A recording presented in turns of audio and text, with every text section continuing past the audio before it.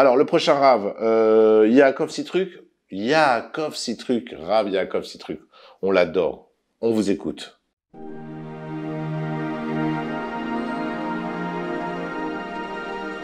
Bien, mes chers amis, bonsoir. Alors d'abord, je voudrais remercier Shimshon pour cette soirée qu'on attend tous avec impatience tous les ans, et le remercier, le féliciter d'avoir choisi cette année de la consacrer à nos soldats, nos Chayalim. Comme tout le monde, nous avons pour eux une reconnaissance qui est tout simplement infinie et qu'on aurait beaucoup de mal à mettre dans des mots. On est conscient que si on peut vivre ici quasiment de façon normale, eh bien c'est grâce à eux, parce que eux ne vivent pas de façon normale depuis déjà 9 mois.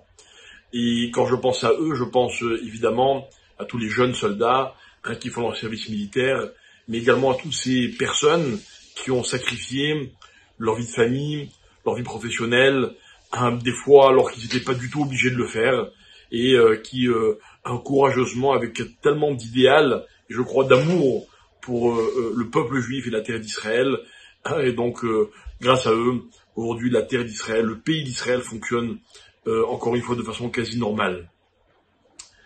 Des anecdotes, je suis sûr que comme beaucoup d'entre vous, j'en ai énormément, des rencontres absolument incroyables avec toutes sortes de gens. Des gens que j'aurais peut-être jamais rencontrés ou avec qui j'aurais jamais échangé, si c'était pas dans des conditions incroyables qu'a causé cette guerre. Et en tout cas, voilà, moi ce qui m'a le plus impressionné, c'est de voir que on croise des gens. Alors je suis rabbin, vous le savez, et j'échange avec des Chayalim qui sont très très loin de la vie religieuse et qui pourtant sont animés, j'ai envie de dire, de beaucoup de spiritualité dans les événements qui se passent en ce moment. Et ça m'impressionne beaucoup parce que je me rends compte qu'en fait le peuple juif, dans les heures, on va dire, importantes de son histoire, eh bien il sait mettre tout ce qui le divise et tout ce qui le sépare de côté. Et contrairement à ce qu'on raconte certains organes de presse, il y a véritablement un rapprochement qui est incroyable, en tout cas dans la majorité, peut-être même dans l'immense majorité du peuple juif. J'aimerais citer 2 choses. D'abord, c'est un soldat que je connais bien, qui est père de famille, père de 3 enfants, qui a un métier, il travaille bien, il gagne bien sa vie, Baruch Hashem.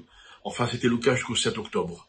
Et il n'a pas été appelé, mais comme il a des responsabilités dans l'armée, il l'avait, donc il a décidé de se porter volontaire pour faire ses milouim, et depuis le 7 octobre, il est donc là-bas. Et il fait des allers-retours vraiment pour voir sa famille de temps en temps, et toujours des heures comptées, j'ai envie de dire même volées. Et ce qu'il m'a raconté, dernièrement, m'a beaucoup touché, le pauvre, c'est que il a tout simplement plus de travail, plus de parnassa. C'est-à-dire que l'entreprise qu'il avait montée, qu'il avait lancée, eh bien, qui fonctionnait, eh bien, n'existe plus. Parce que, évidemment, l'entreprise sans patron, sans manager, ça peut pas fonctionner. Et il a donc sacrifié complètement des années de travail. Mais il se sent tellement investi de cette mission que il fait pas de calcul. Voilà, j'ai rencontré aussi des familles, malheureusement, qui ont été très très durement touchées. Et il y a énormément de francophones dans ces familles, vous le savez sans doute. Mais je voudrais leur apporter tout le réconfort qu'on peut, pas seulement à eux, évidemment, à toutes les familles de ceux qui ont disparu, et peut-être à eux particulièrement parce qu'ils font partie de notre communauté. On a des liens peut-être un petit peu particuliers, et leur dire que on compatit, et pas qu'on compatit juste par sympathie. On vit ce deuil avec eux. On a pleuré avec eux. On continue de pleurer avec eux. On est conscient de la difficulté que c'est. En même temps, je voudrais leur dire que quelque part, on peut pas choisir le moment où on part, et encore moins la façon dont on part, mais de savoir que ces jeunes sont partis comme des tzadikim, comme des kedoshim, parce qu'ils se sont sanctifiés pour la terre d'Israël, et de savoir que maintenant ils sont très près du trône céleste. J'espère que c'est pour eux un énorme réconfort. Et en tout cas, je voudrais dire à tous les Chayalim vraiment que on compte sur eux. Vous savez, on dit que la plus grande qualité dans la Torah, c'est celle que Hachem a dit à propos de Moshe, qu'il était Ne'eman. C'est-à-dire on pouvait compter sur lui. Il était de confiance.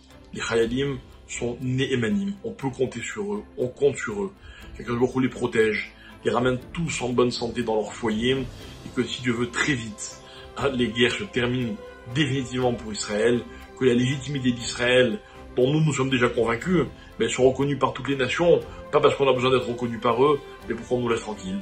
Pour que enfin le monde comprenne que Israël, il est la lumière parmi toutes les nations, et que Bezrat Hashem, on vive en paix d'abord entre nous, en paix avec tout le monde, et en paix surtout avec Akadosh Baruch Hu. Be'atzlacha pour tout le monde, et encore une fois, des bonnes nouvelles, des sorot, Yeshuot, et Nechamot.